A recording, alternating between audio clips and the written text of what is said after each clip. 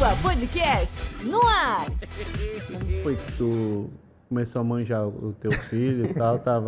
Como foi a situação? Eu ia fazer mania usar a palavra manjar. Não, fala manjar, mano, que eu sou desse. Tá certo, tá certo. Então, que ela disse que ela começou a manjar, com o filho dele falava e do Sim. nada parou de falar. Exatamente. Isso. Olha, eu sou formada em psicopedagoga, né? Já tinha uma certa experiência assim, visão, né? Participação em questão como tia, né? Porque o meu sobrinho Enzo, ele foi diagnosticado bem mais cedo, né?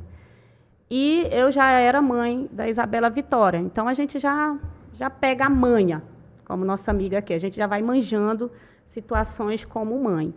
E eu sempre gostei muito de ler, né? Então, quando minha filha nasceu, que ela recebeu a carteirinha da criança de vacinação, aí tem uma parte aqui na questão de pesquisa que se toda mãe soubesse, gente, esse daqui é o guia perfeito para você saber se seu filho tem ou não algum tipo de transtorno, algum tipo de problema. A gente começa por aqui, pela caderneta de vacinação. Aí, bem aqui, tem umas questões de umas pesquisas. Então, assim, você quer bater a foto? Então, assim, quando eu me tornei mãe pela segunda vez, do Luiz Conrado, né, meu filhinho que hoje tem 3 anos, que é autista, né, eu fiz a mesma coisa. Eu fiz as pesquisas e anotei. Aí aqui tem as idades da criança, 0 mês, 1 mês, 2 meses, 3 meses, enfim, e vai embora. E aqui tem os marcos, né? Como que você deve ver se a criança tem algum problema na visão, na audição, na postura, enfim, aí diz aqui tudinho. E eu fiz com a minha filha até os 2 aninhos de idade, mesmo crucial, todo mês, direitinho, tranquilo, desenvolvimento perfeito. E, claro, que eu repeti a mesma coisa com meu filho, né? E aí teve um dos exercícios aqui, que quando ele tinha 6 meses, que até então tudo estava perfeito, mas quando ele completou 6 meses, a maioria dos aliás, todos os exercícios que voltava para a percepção, para a visão, eu comecei a notar que não havia por parte dele. Não tinha esse retorno, isso com 6 meses de idade, né? E aí eu já comecei a ficar assim preocupada. Eu já fiquei ali em alerta. Não levei também muito a sério, porque, poxa, só tem 6 meses, né?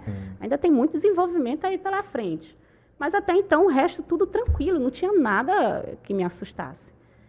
E aí, no 7º mês, devido à correria de mãe, acabou que eu esqueci de fazer o teste. Aí, quando foi com 8 meses, eu voltei para fazer. Assim, qual foi o teste que eu fiz? Voltando aqui. Tem um teste aqui que a gente põe a criança deitada, né? Deitadinha assim, olhando para a gente e a gente bem em cima dela. E aí a gente pega chocalho, o que foi, a gente faz barulho assim ao ladinho da orelha para ver se ela vai virar, né? Se ela vai virar e se ela vai olhar, vai buscar aquele barulho. E ele não fazia isso. Aí eu ficava assim, em pé, olhando bem no rosto dele, ele deitado, e eu ficava brincando, aquelas brincadeiras, achou, achou, e não havia reação. Ele não tinha aquela reação, ele não se assustava e tudo. E daí que eu comecei a ficar no alerta, né? Aí, quando foi com 8 meses, eu resolvi repetir. Além de eu fazer esse teste voltado para essa situação de chamar a atenção dele, eu comecei a fazer os testes de assustar, né? Ele estava ali deitadinho, brincando ali na cama, eu chegava no quarto, dando aquele susto. Bah! Então, qualquer pessoa, desde um bebê, ele já leva aquele susto e leva a visão, querendo saber o que é, né? E ele não tinha essa reação.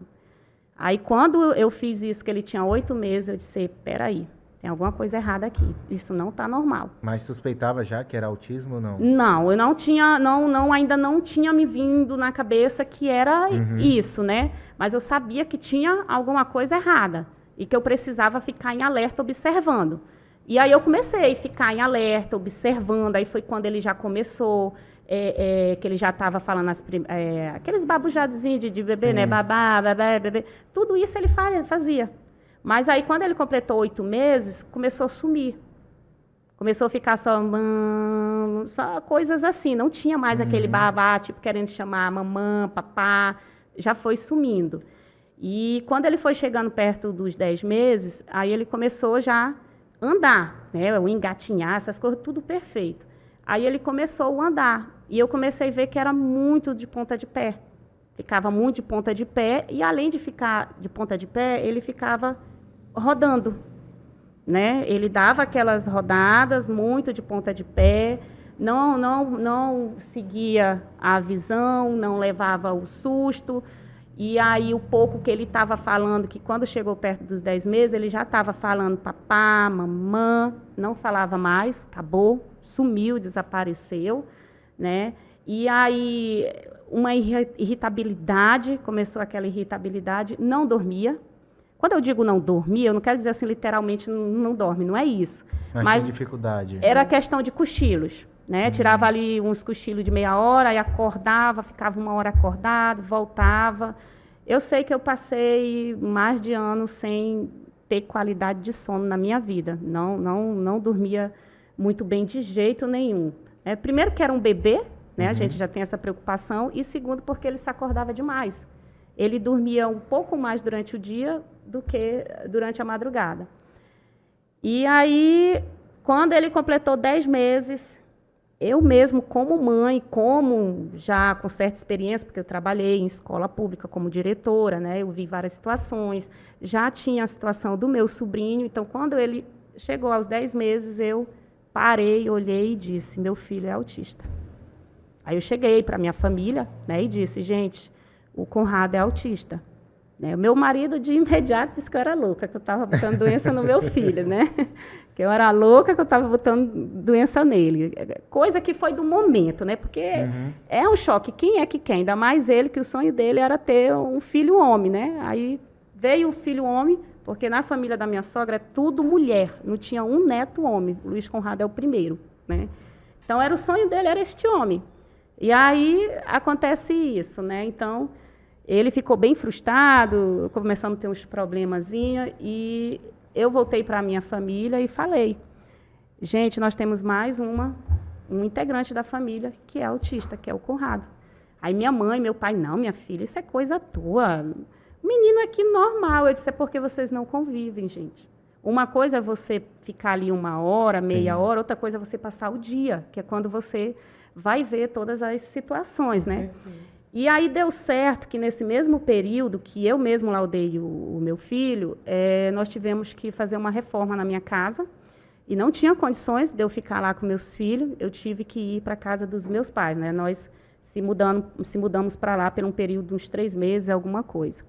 Nesse período, minha família chegou para mim e disse, Branca, você está certa, minha filha, ele tem depois do convívio, autismo. Né? Aí, mas mesmo assim, mesmo com tudo isso, quando ele completou 10 meses, eu não perdi tempo. Eu corri atrás de ajuda.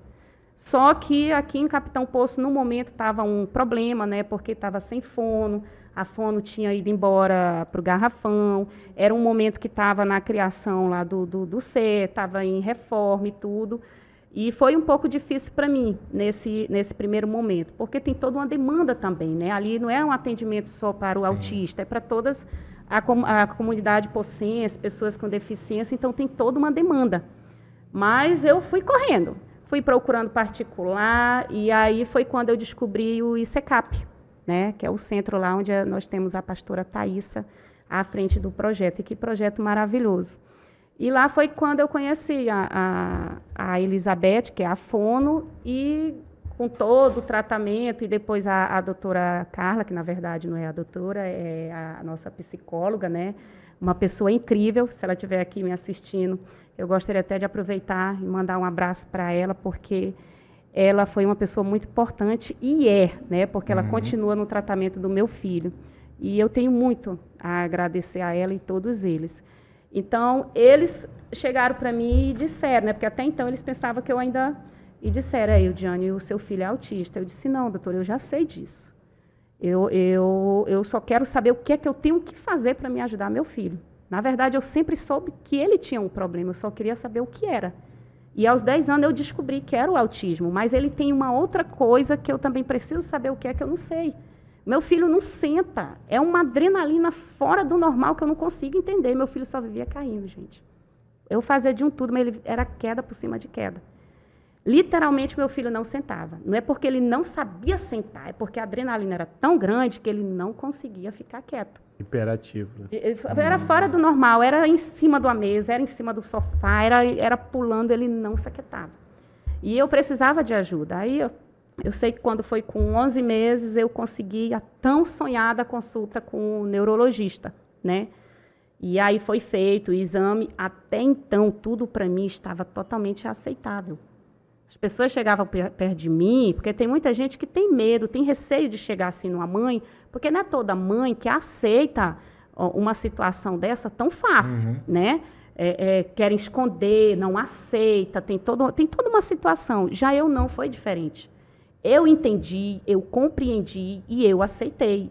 E isso foi numa boa, jamais. Eu mesma fiz questão de divulgar o meu filho para a comunidade, que ele era autista, que eu estava aqui, que eu queria fazer alguma coisa. Eu queria conhecer esse mundo, porque você como tia é uma coisa. Você como mãe é muito diferente, gente. Muito diferente. Você sente na pele toda a situação. Então, você quer fazer alguma coisa para ajudar.